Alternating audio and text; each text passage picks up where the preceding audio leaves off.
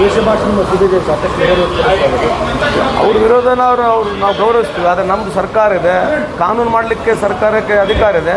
ಕಾನೂನು ಮಾಡ್ತಕ್ಕಂಥ ಏನು ತಪ್ಪಿದೆ ಅಂದರೆ ಇನ್ನು ಯಾರು ಬೇಕಿದ್ದವ್ರು ಹಿಗ್ಗಮುಗ್ಗ ಬೈದು ಬಿಡ್ಬೋದಾ? ನಾನಾಗಲಿ ನೀವಾಗಲಿ ಬೈದು ಬಿಡ್ಬೋದಾ? ದ್ವೇಷದವಾಗಿ ಮಾತನಾಡಬಾರ್ದಕ್ಕಂಥದ್ದು ಕಾನೂನಿದೆ, ಅದನ್ನು ಕಾನೂನು ತರ್ತಾ ಇದ್ದೀವಿ. ಅದಕ್ಕೆ ಅವ್ರಿಗೇನು ಪ್ರಾಬ್ಲಮ್ ಏನಿದೆ? ಸರ್, ಅದೇ ಬಿಜೆಪಿ ಮತ್ತು RSS ನಾಯಕರು ಮತ್ತು ಹಿಂದೂಪರ ಸಂಘಟನೆ ಪ್ರಕರಣ ಟಾರ್ಗೆಟ್ ಆಗಿ ಇಟ್ಕೊಂಡೆ ಈ ಮಸೂದೆ ತರಲಾಗಿದೆ ಅಂತ ಅವ್ರು ಯಾಕೆ ಹಂಗೆ ಅನ್ಕೋಬೇಕು?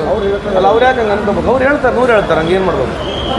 ಈಗ ಮೋದಿ ಸಾಹೇಬರು ಈಗ ಪತ್ರಿಕಾ ಸ್ವಾತಂತ್ರ್ಯದಲ್ಲಿ ದೇಶ ಎಲ್ಲಿದೆ ಕೇಳ್ತಾರೆ. ಅವ್ರಿಗೆ ಹೋಗಿ ಪತ್ರಿಕಾ ಸ್ವಾತಂತ್ರ್ಯ ಬಗ್ಗೆ ಮಾತನಾಡ್ತಾರಲ್ಲ, ಎಷ್ಟು ಜರ್ನಲಿಸ್ಟ್ಗಳು ಅರೆಸ್ಟ್ ಆಗಿ ಹೋಗಿದ್ದಾರೆ, ಯಾರಿಗೆ ಬೇಲ್ ಸಿಕ್ಕಿದೆ ಗೊತ್ತಾ? UP, ಒರಿಸ್ಸಾ, ಛತ್ತೀಸ್ಗಢದಲ್ಲಿ ಮರ್ಡರ್ ಆಗಿದ್ದಾರೆ ಜರ್ನಲಿಸ್ಟ್ಗಳು. ಅವ್ರು ಕೇಳಿ ಹೋಗಿ ಪತ್ರಿಕಾ ಸ್ವಾತಂತ್ರ್ಯ ಬಗ್ಗೆ ಅವ್ರೇನು ಮಾತನಾಡ್ತಾರೆ? ಆ ವಾಂಗ್ಚು ಅರೆಸ್ಟ್ ಆಗಿದ್ದಾನಲ್ಲ, ಎದಕ್ಕೆ ಅರೆಸ್ಟ್ ಆಗಿದ್ದಾನಂತ ಇನ್ನಾದರೂ ಬೇಲ್ ಸಿಗ್ತಲ್ಲ ಅವರಿಗೆ. ಅವ್ರ ಪರವಾಗಿ ಇದೆ ಭಾರತ ಸರ್ಕಾರ ಭಾಳ ದೊಡ್ಡದು ವಿರುದ್ಧವಾಗಿ ಮಾತನಾಡ್ತಿತ್ತು. ಅವ್ನು ಯಾವಾಗ ಇವ್ರ ವಿರುದ್ಧ ಹೋರಾಟ ಮಾಡೋಕ್ಕೆ ಸ್ಟಾರ್ಟ್ ಮಾಡಿದ, ಅವನಿಗೆ ಕರ್ಕೊಂಬಂದು ಅರೆಸ್ಟ್ ಮಾಡಿದ್ದಾರೆ. ಎದ್ರ ಮೇಲೆ ಅರೆಸ್ಟ್ ಮಾಡಿದ್ದಾರೆ? ನ್ಯಾಷನಲ್ ಸೆಕ್ಯೂರಿಟಿ ಥ್ರೆಟ್ ಅಂತ ಅರೆಸ್ಟ್ ಮಾಡಿದ್ದಾರೆ ವಾಂಗ್ಚುಗೆ. ಏನು ರೀ ಅವನು? ಈ ವಾಸ್ ಎನ್ವೈರ್ಮೆಂಟಲಿಸ್ಟ್. ಅವ್ನು ತಂದಷ್ಟು ಬದಲಾವಣೆ ಆ ಕಡೆ ಲಡಾಖ್ನಲ್ಲಿ, ಲಡಾಖ್ನಲ್ಲಿ ಯಾರು ಮಾಡಿರಲಿಲ್ಲ.